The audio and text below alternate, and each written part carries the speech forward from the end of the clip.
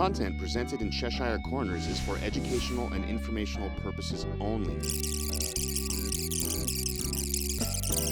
Please consult a legal professional if you have any questions or concerns about the content of this disclaimer, this series, or the legal implications surrounding psychedelic substances in your jurisdiction.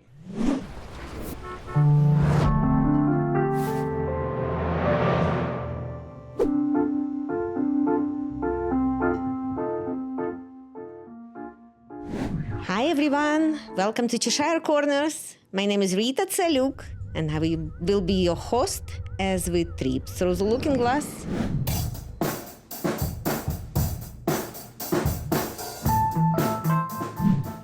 I'm very excited to let you know that we have a new guest here, Myles Katz, founder of Confluence Retreats. He has lots of experience in psychedelic industry. He will tell us all about it, and I just can't wait to ask him questions. Myles, welcome. Thanks, Rita. It's good to be here. Cool. So tell me a little bit about yourself, how you got to psychedelics, when you got to psychedelics. I heard some long numbers. I didn't know if psychedelics was there for that long. Yeah, so I've been working in legal psychedelics since 2018. I was the co-founder of an organization out of Amsterdam called Synthesis Retreat, who pioneered a very Western-friendly model for how to have a more ritualistic, ceremonious psychedelic retreat with psilocybin in the Netherlands, which is a country where psilocybin is legal. And through that venture, which lasted for a little more than 5 years, we hosted about 1,000 people on psychedelic journeys. Most of them were having psychedelic journeys for the first time, and just learned a lot about really safe, appropriate ways to usher people into this new way of experiencing not just what psychedelics have to offer, but how to take the things that people get out of their psychedelic journeys and turn it into meaningful, lasting change in their life when they go home. And so that's a thing that I experienced myself in my late 20s, my first LSD trip, which was, by all accounts, from the outside, very recreational, but I experienced a really powerful transformation internally of re-relating to alcohol, which was a substance that I used quite a lot and unaware that I was using it as a way to numb myself from childhood pain and trauma. And through that experience and the therapy and the work that came after, I realized that I had been living pretty much my entire adult life as a very high-functioning, depressed alcoholic. And it was the psychedelics and the work after the psychedelics that really helped me to shift that pattern and that behavior and those some fundamental beliefs. And so, yeah, go ahead. So you started your legal work in BP or AP? I'm asking before Pollock's book Change Your Mind or after? I guess the biggest misconception people have about psychedelics is that these are drugs that make you crazy. And we now have evidence that that does happen sometimes. But in many more cases, these are drugs that can make you sane. Literally, probably at the most ideal time. So our first retreats from that old organization were just before, like months before Michael Pollan's book came out. So when Michael Pollan's book came out, we were already on the internet, had a presence, and we saw all our interest really like triple overnight and continue. And so we consider Michael Pollan's book as a primary reason that business had the success that it did. Because people were getting online and they were saying, how do I experience this? You know, they were getting so curious from that book. And at one point we had, Michael Pollan's book was actually linking people through his website to our retreat center. So there was a direct connection there for Michael Pollan as well for a while. So tell me a little bit about that success. Tell me how that model worked, how people knew about it, how they were coming, and what was the biggest success of that company? Yeah, I'd say the main prevailing theory that that business was based on is that there was this growing interest of people who wanted to experience psychedelics in ways like they were reading about in the media and the research and then Michael Pollan's book. So really safely, informed by science, in an environment that wasn't a mat in the jungle of Central or South America or in someone's backyard, and what had become, it still is very popular. People go to basically backyard ayahuasca circles, to have these experiences. And so the theory was that there was enough people who were curious about how to do this, but they weren't yet ready to go to Central or South America and, tour a center that they didn't know about, or they didn't trust the organizers, and so mostly what we developed was a 3-day program model that was a combination of both the group work that makes ceremonious rituals of psychedelics so powerful, and anyone who you might know who have done psychedelics in a group would say that the feeling of connection and humanity that they experience from other members in the group help contribute to their feeling of connection and feeling like they get something out of it afterwards, paired with the individual support that is the current model scientific psychedelic therapy. So through these programs, people get a lot of individual support one-on-one with a facilitator that they're with for the whole program, but they also do a lot of work in the group to become safe and feel vulnerable and support one another in the group container, as we call it. Other things that we do is we try to mirror dosing as best we can off the scientific studies. We really focus on integration work, I think, in a way that a lot of practitioners and retreats do not. I was actually just listening to an NPR podcast this morning validating that. If you listen to pure neuroscientific studies, they will say it doesn't matter what your psychedelic trip experience is like. What's most important to long-term therapeutic change is the integration period and the neuroplasticity and the flexibility that your brain has in the weeks after the psychedelic trip.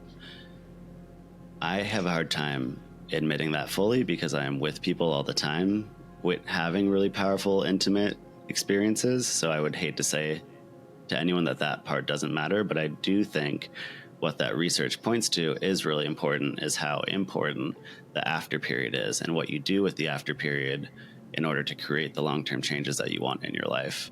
And that's something that I think our model in Amsterdam, and still the model I use today, really focuses quite heavily on.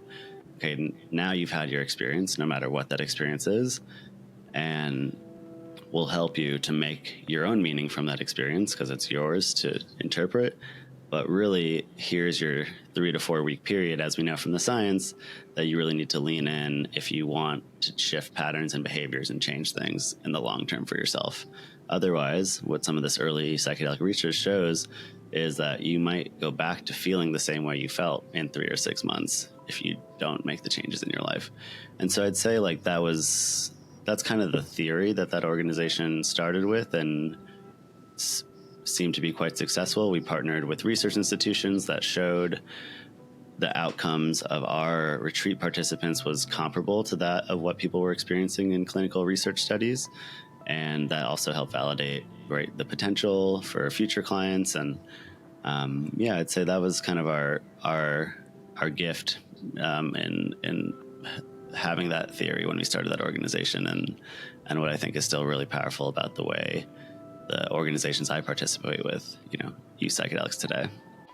So did you have special model for those integrations, and who was conducting those integration experiences? Was it licensed therapists or experienced facilitators, or how's your model work for that? So mix, right? So I think there's, I think I stand in the camp of someone's not necessarily a better facilitator of psychedelics just because they have a therapist or a counselor license. The old organization that we were part of where we developed this model was called Synthesis, and the idea was synthesizing the best practice from wisdom traditions, which some people might call more spiritual approaches to psychedelics, with the best practices of science and research. So we actually intentionally brought together facilitators to lead the groups who were representing each side, and it was a way to try to bring both perspectives into the experiences. I'd say in practice, some people resonate more with one perspective and some people resonate more with another perspective.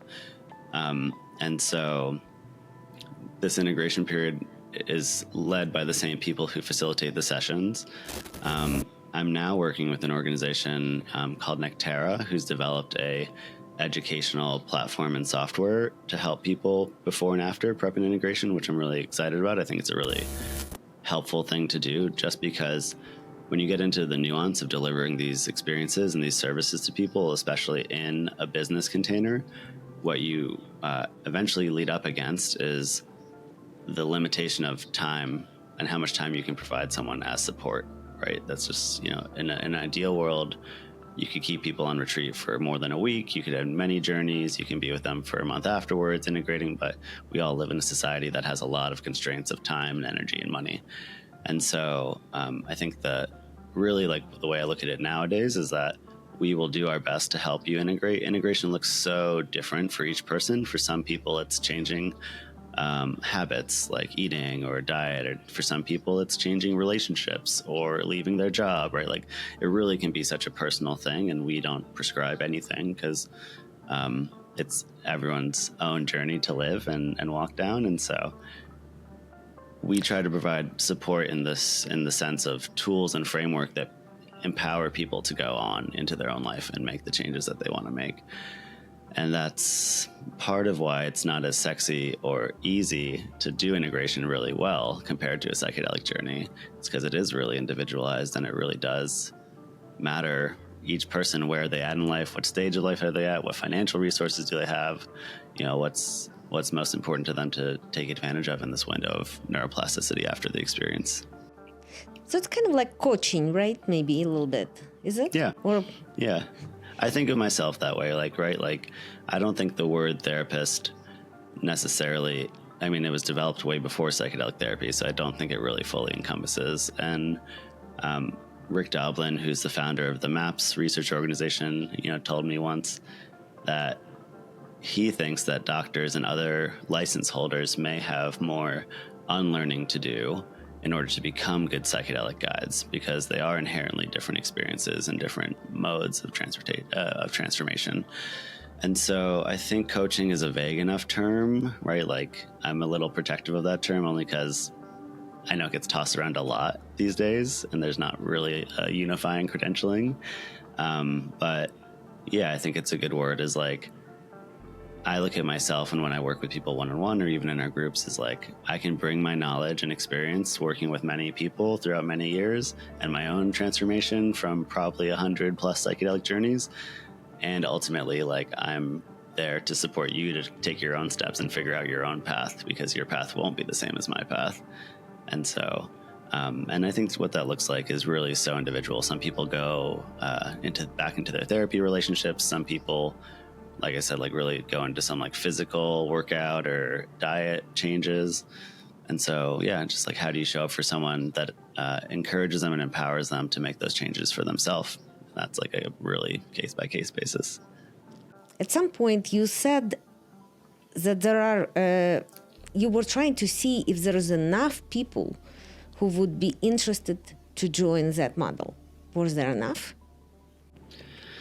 So the journey of synthesis, which was my first organization out of Amsterdam, was more or less yes. Like, I think we were in the right place at the right time, and we were capitalized. This is a really big part of that company's story. Is we raised, in the first 2 years of the business, we raised over $2.5 million, and we ended up raising another $5 million during COVID, and even more when we bought a retreat center property later down the line. And so I think I look at, like, I studied entrepreneurship. I've been a part of many entrepreneurial journeys.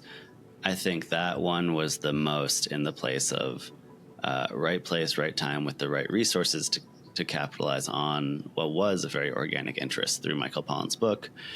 During the course of that company's journey was when the FDA designated Psilocybin a breakthrough therapy, right? That was like a huge headline across many publications, got people really curious. I'd say it was still a challenge. Like, it wasn't as easy as like putting up a website and click here and buy, because there's a lot of nuance in this. Like, I talk a lot, even with my current project and the potential customers I'm talking to, is like, we don't want it to feel like sales at all on either side. Like, people really need to be ready for these experiences. And there is this line of how do you support someone to move through their resistances for something that could be really good for them. And then when does it turn into, I'm trying to convince you to do this, when it's either not right for you or you're not ready yet, or you just don't want to do it. And so we developed what is, I think, a pretty high touch sales process. I'm doing air quotes for sales because I hate some of the business language, because these experiences really do transcend normal business. But we have a screening process. So everyone, and I still use a version of this process today, everyone fills out somewhere in the range of 10 to 20 questions for medical intake. And this is, what is the medical things we need to know about you before you come? And it's things like, what's your intention? Do you have prior experience with psychedelics? The biggest one is probably, what medications are you on, and what diagnoses do you have or not have? What's your support system like? Are you in therapy? Are you in a family home environment that's safe to go back to after this experience? Like, are you in an actively abusive household? It would not be good to send someone back into that setting after a big opening. And then after that, and we have a green light essentially on that process, we have a 45 to 60 minute long call with someone. And this is, I look across now here in Oregon, what's happening for these centers and intake, and it's usually 15, 20, maybe 30-minute calls with people.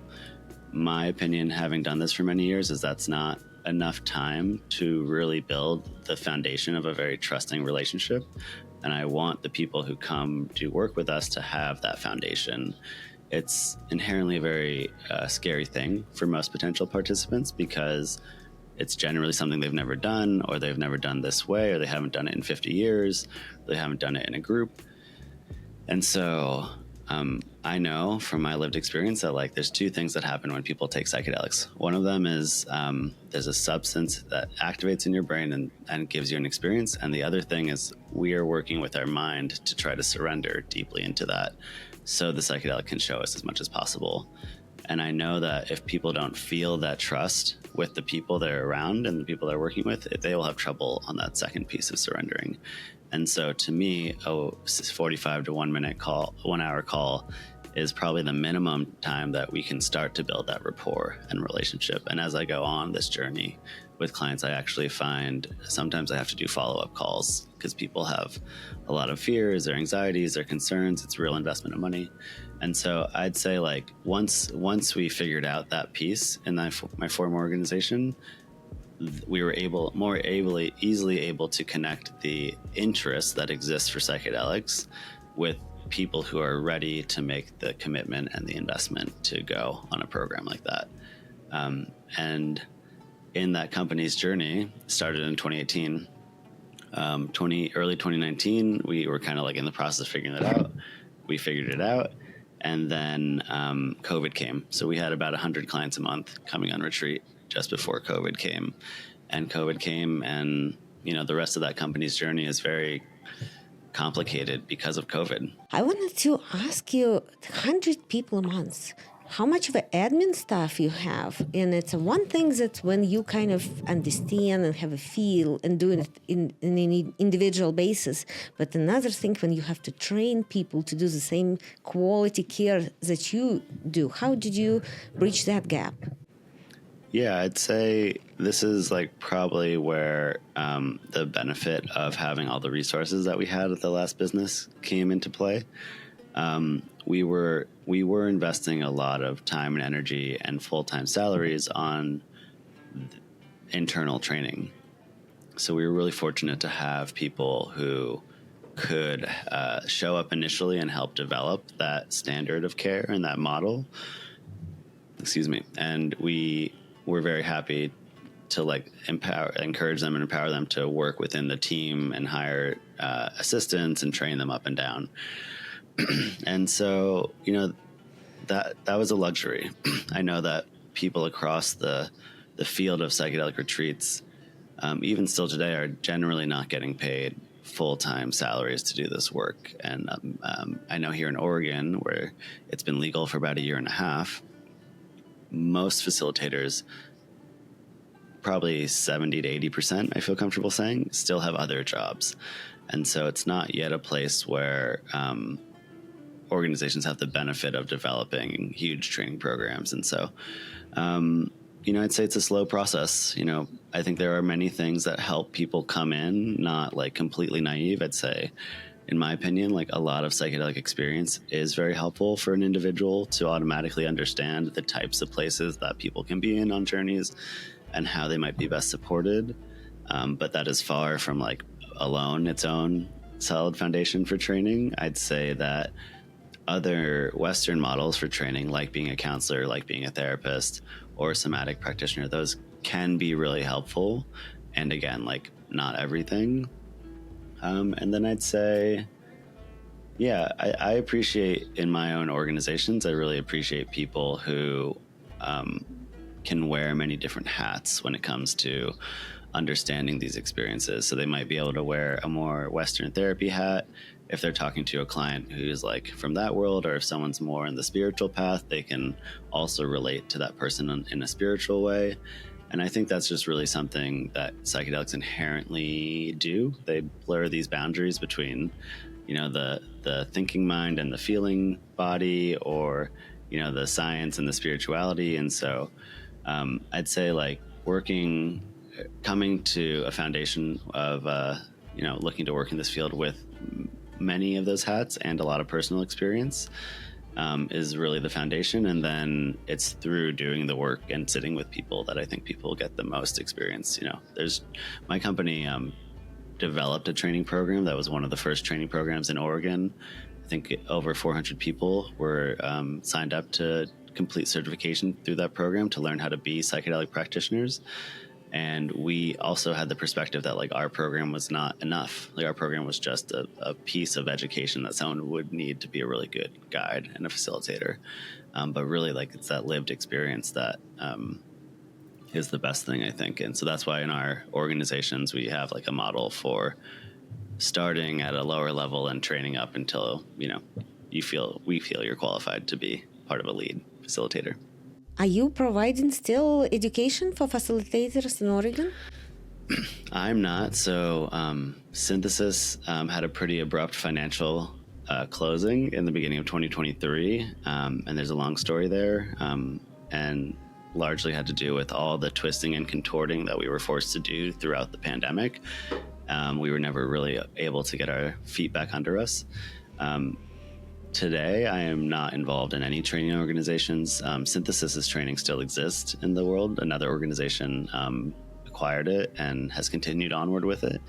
And I am 100% focused on the retreat experiences and helping to provide the safe, deep psilocybin journeys. Okay, so now logical step is to tell us about your new venture and you doing psilocybin retreats in Oregon under their legal model. So tell me, how big is that organization? Or you just a boutique, providing boutique services and you just one provider? Or how that works? Yeah, so Synthesis had to close its doors in early 23. I was really fortunate that I had some space. I had a temporary transition role taking care of a property that the company had purchased to turn into a retreat center. And I really wasn't aware if I would work in psychedelics again. It was a pretty emotional process to be a co-founder at what at some points was like a really well-known large psychedelic organization. And the way the failure happened was really messy. You could Google about this and mostly what you're going to find is not nice things.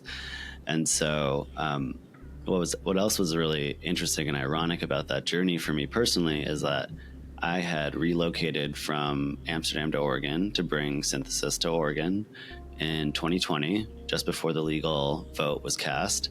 And I had, in that time, in the 3 years before I was Synthesis closed, I got married, I had children, I was living at a center that Synthesis had purchased.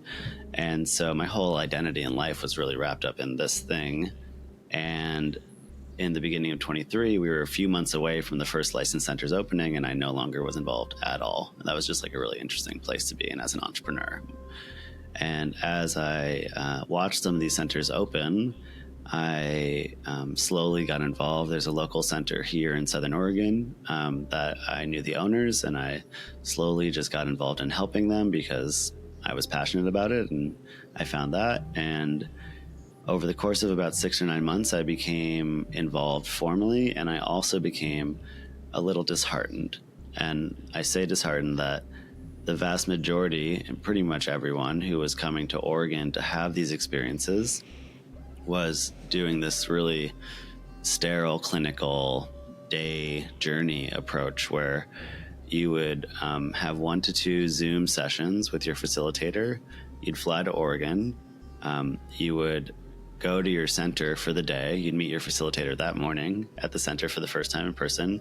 You would do what is objectively a very high dose of psychedelic mushrooms, just as high as the scientific research studies or more is the common, dosing people are taking in Oregon.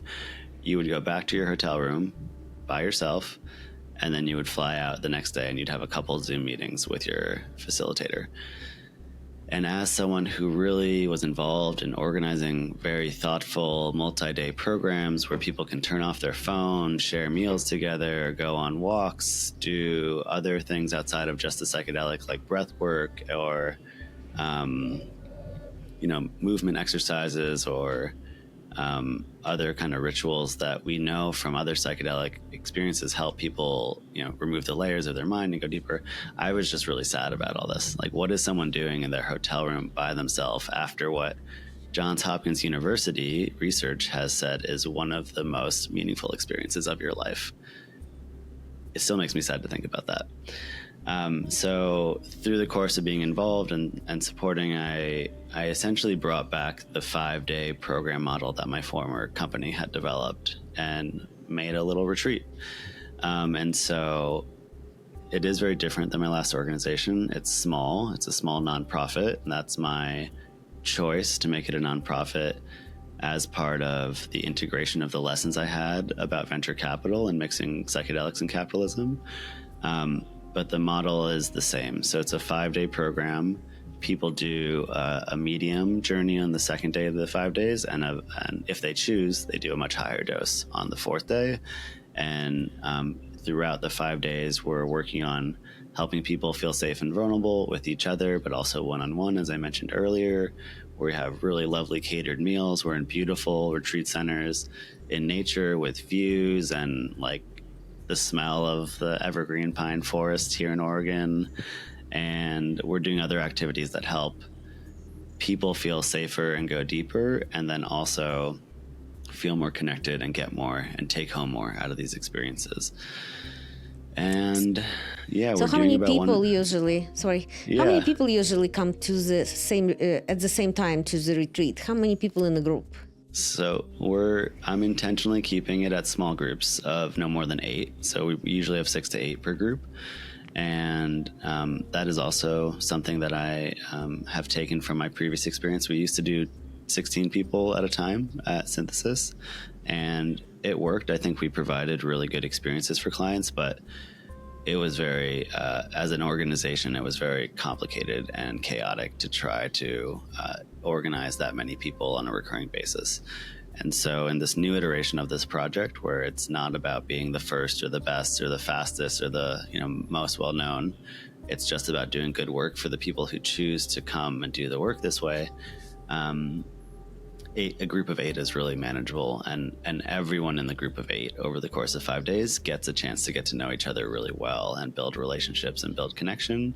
And that's helpful for when they go home, because most people who come on a retreat like this will usually only have 1, 2, maybe 3 people in their life that they really feel safe to talk about this type of experience with.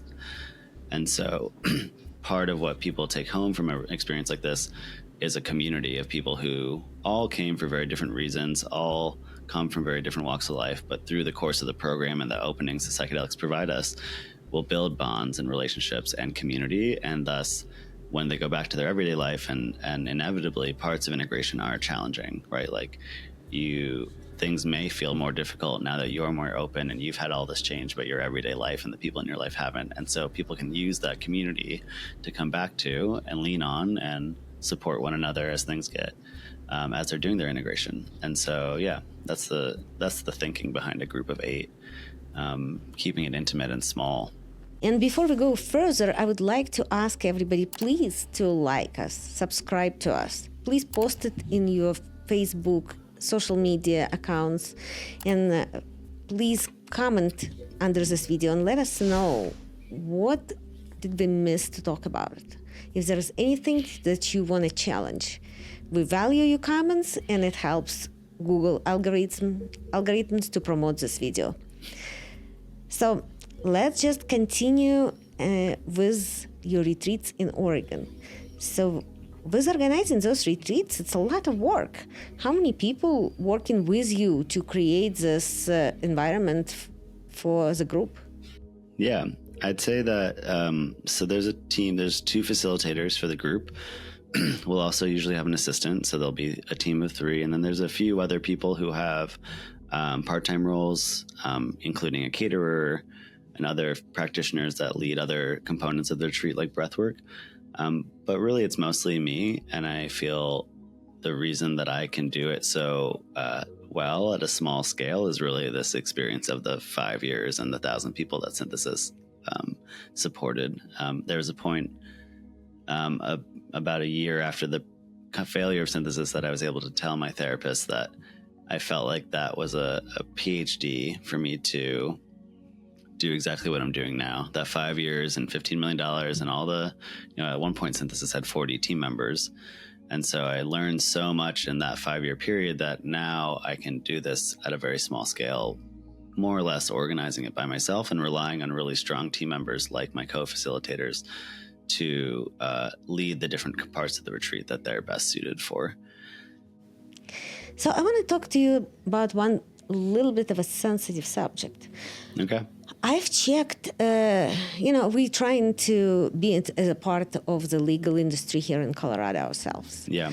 And with that journey, I researched every healing center and most of facilitators in Oregon. We're providing directory right now at Almadelic for all the facilitators and therapists who would like to provide psychedelic assisted services, and also letting them use free of charge our educational portal. But with that, I learned a lot about healing centers, and every one of them have a different model. A lot of them working on a very low cost approach model, kind of in and out. That's what you described. Mm-hmm. But it keeps this experience more affordable. So where is the happy medium? We wanted to make an experience affordable, but if you're thinking that this is one of the most important experiences people have in their life, only so much you can trim that down, because then it just becomes dollar scoop industry. Yeah. I have spent a lot of time thinking about this, as I hope everyone who's involved in this work either has or will, because it's a really important topic. I think there's a lot of factors that go into trying to figure this out, not just from kind of what you're naming, which I'd put more in the category of morals and ethics or accessibility of, a lot of people who suffer the most with their mental health have the least stable living conditions, thus have the least ability to pay for a thing like this that might be so powerful to help them shift the initial issue of their mental health condition. And so that is something that is always on my mind, right? And then I would just say there's a lot of other everyday factors. There's the sustainability of your business or operation. These businesses have generally a lot higher administration costs than a normal business because things like banking and payments or other advertising, for example, it's an uphill battle to do this with psychedelics. Banks are managed federally, and states are changing their laws on psychedelics. So what that means is that not a lot of banking solutions are available for psychedelics. Most people who are working in psychedelics are essentially going under the radar with things like Zelle and PayPal and these things. And once they get caught, they're going to get shut down. And so that's going to be a different issue. You're not allowed to advertise on Facebook with psychedelics. I myself and a lot of other people I know are getting actively shut down. So all that to say is there's a lot of other additional costs that need to be considered of how do you find clients and what does it take to do that. And so, I think I don't have an exact answer to this question. Like, what's the balance between accessibility and quality of service? I definitely feel in my own personal journey that it is very important to help hold the line of the deeper experiences and the higher quality offerings, because I know there will be no shortage of entrepreneurs who want to make a race to the bottom, as we call it, right? And you've seen some of this in Oregon. People who are offering full services at a price where I think the facilitators doing that work are probably making a very unsustainable living wage from those, right? It's not that hard to calculate, like a price minus the 12 to 14 hours that it takes to really support someone. And I hear stories like this all the time. I get people calling me for our program saying that they left their experience feeling something was missing because they went to one of these centers and all they got after it when they went home was a 15-minute check-in phone call about how they were doing. And that's it. Or that's like sometimes people get no follow-up at all because it is in the state law, it is optional, it's not required. And so I know, and I see it here in Oregon, that is going to be a thing that continues. People will race to make it as cheap as possible. And I think that is ultimately not helpful for the greater good. I think that, and this is the way I talk to my clients, like people don't have to come to Oregon and pay all this money and travel to have a psychedelic experience. There are many dozens of websites that will mail you psilocybin on the internet right now. And a lot of my clients are using those websites when they go home to start microdosing and things like that. And so my perspective on all this is that coming to a place like Oregon or Colorado in the future is a way to have a very safe, facilitated experience at what is most likely a much higher dose than you're going to take by yourself anytime soon. And my integrity, my personal use with psychedelics, I'm really enthusiastic to support people when they go home. Is like, well, now what, right? It's like your healing journey is not over after one psychedelic trip. It's not the end of the usefulness of the tool of psychedelics. And so for some people that looks like microdosing. Sometimes people decide to start growing their own mushrooms when they go home. Sometimes they want to go to Costa Rica and try ayahuasca.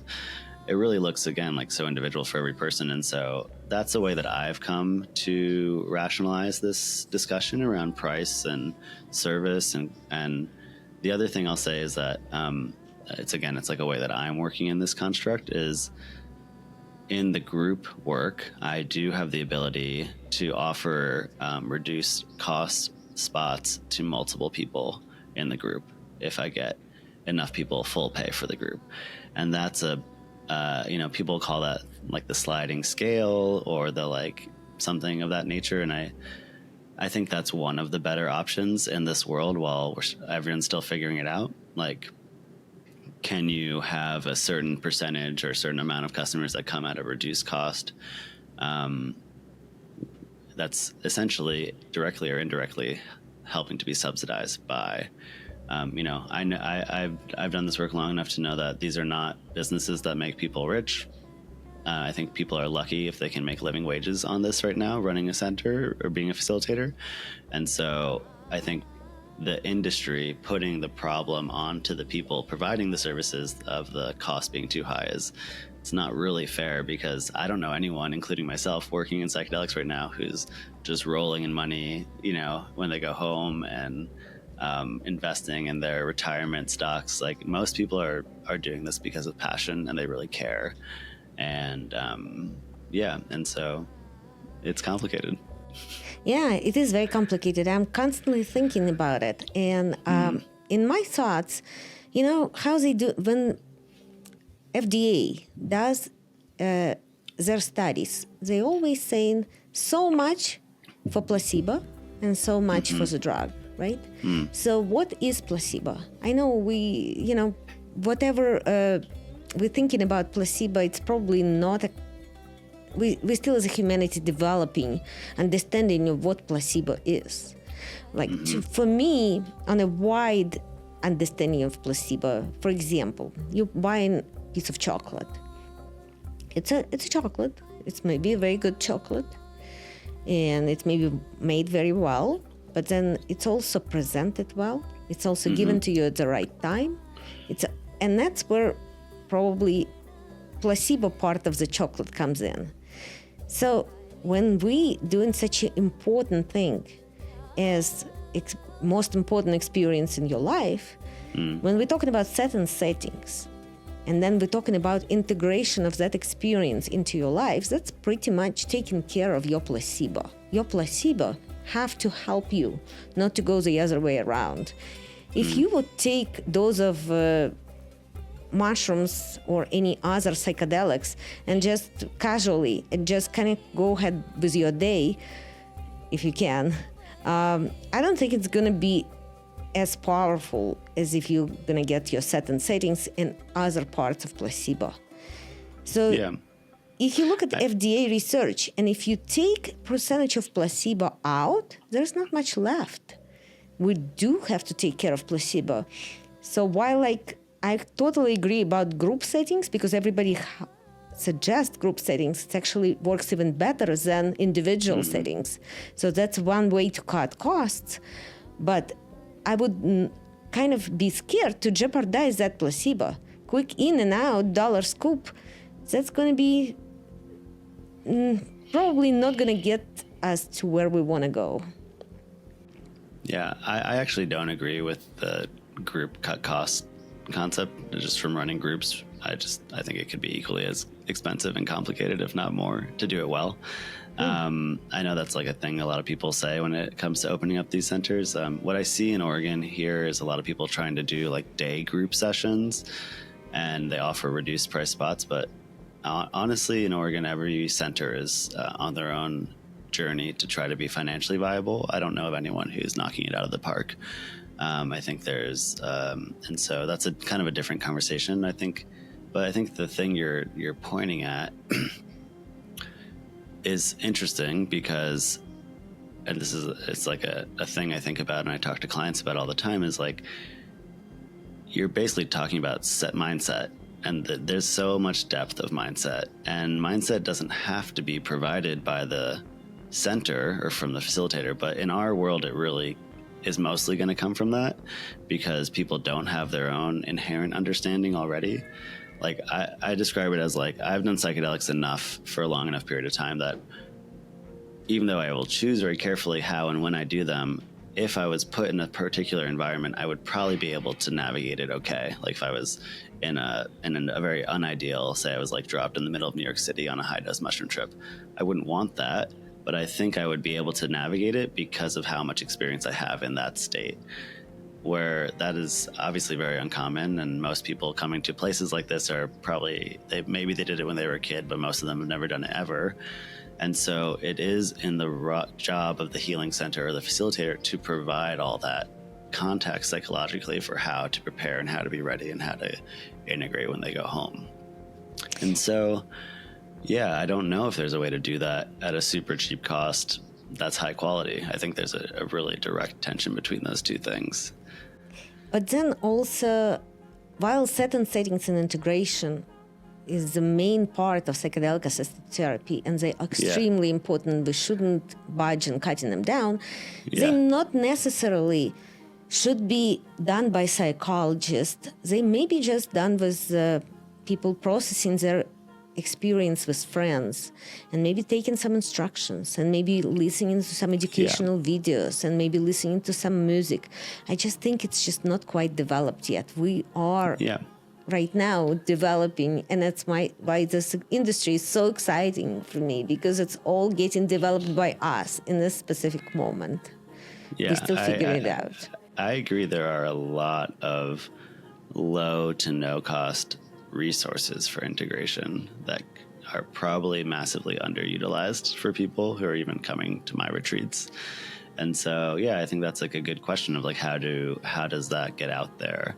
I'd probably stop short of saying like a therapist is not helpful or as helpful. Like, I think in my own experience, like I bring what I get out of my psychedelic journeys to my therapist. And I do find it helpful to talk to someone who has that skill set and knows me so intimately. We've been working together over a year, and he can help me navigate what comes up. But I don't think it's required for everyone. I know it's not possible for everyone. Like, just getting a therapist as an American in this society is already hard enough, let alone someone that takes your insurance if you are lucky enough to have insurance, and, you know, all this web of what we've created for ourselves. So, but yeah, I do think there's a lot, and this is one reason I'm really excited about this Nectara platform that my organization recently partnered with, is because I do think there's so much of that material for integration that is standard.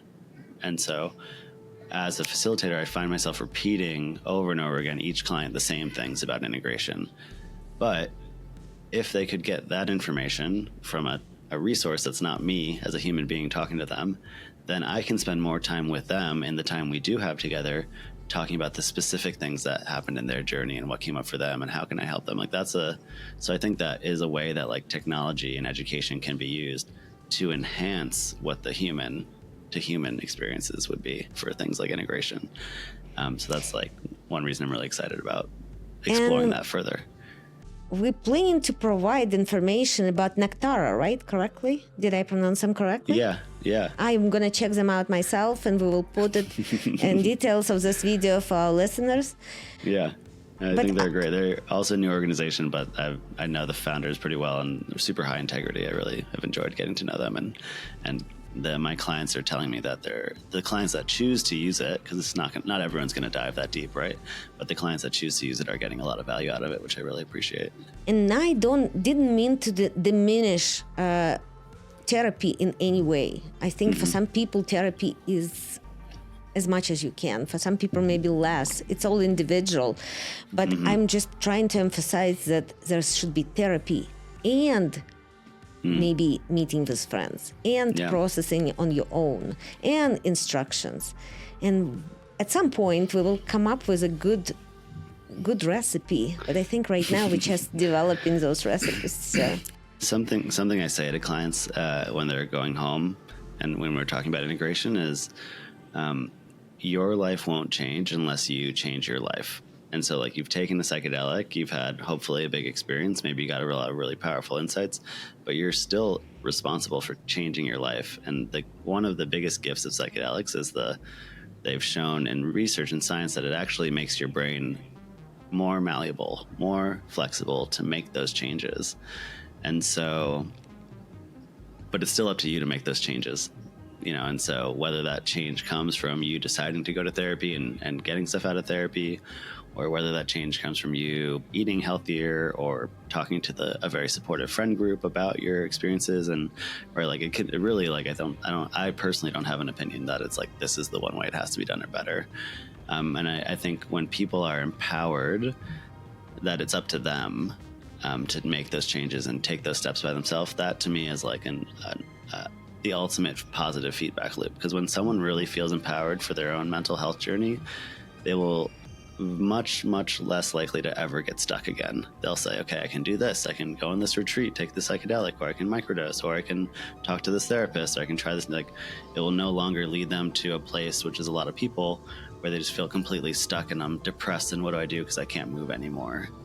And so yeah, but I think when that's a thing that I'm continually trying to cultivate with people as they come, is how do I help you feel empowered that this is your journey and your life, and I'm not your guru, I'm not I'm not a master of anything, like, just like that's a perspective I'm trying to help people go home with, because I think that's the ultimate positive feedback loop, and they'll find what works best for them over the course of time. Great. And I want to kind of end our conversation with talking a little bit about Colorado. What would you suggest with Colorado model when it comes in a couple months here? Well, probably by the time it's developed for people, it's probably going to be another 6 months. But still, what do you suggest for people who are going to open healing centers, going to plan to facilitate, and for people who are going to come here to Colorado for experiences? Yeah, I think the biggest thing I would say on the business side of things is I would really encourage entrepreneurs to go slow. There are centers that are closing in Oregon, and I know many of them, if they're not closing yet, they're having that kind of discussion internally.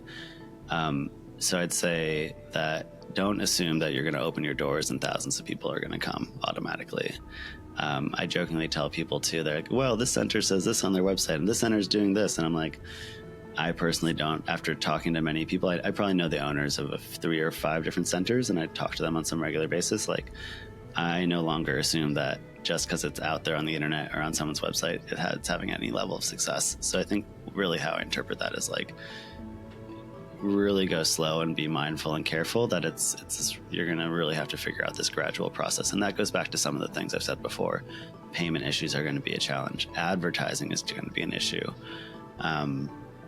And so, yeah, like and from my previous experience, like I'd definitely be really cautious and mindful of taking on outside investment capital, but that's really its own whole conversation. But, you know, if you can avoid that, I would say like really do that slowly. And I'd say for people, you know, looking to come have services in Colorado or Oregon or wherever they, you know, even South America, like I think we're in a time and a place where it's really worthwhile for you to do your homework on people and different centers and try to be stubborn about where you go and how you go and ask a lot of questions and trust your gut. Because here in Oregon, and from what I understand in Colorado, the what it takes to become a licensed facilitator or center is not in itself a huge barrier to entry. Like here in Oregon, I don't know the exact way it landed in Colorado, but here in Oregon, it's about 150 hours of training to get your facilitator license. It's same. And so I think a lot of people go through these trainings with other credentials, like they're already a therapist or they've already been doing this underground for a decade, and like that's great. I think that is really valuable. So I just wouldn't assume as a client, and I tell my clients this too when they're in the explore process, don't assume just because someone has a license they're a good facilitator or that they're a good facilitator for you.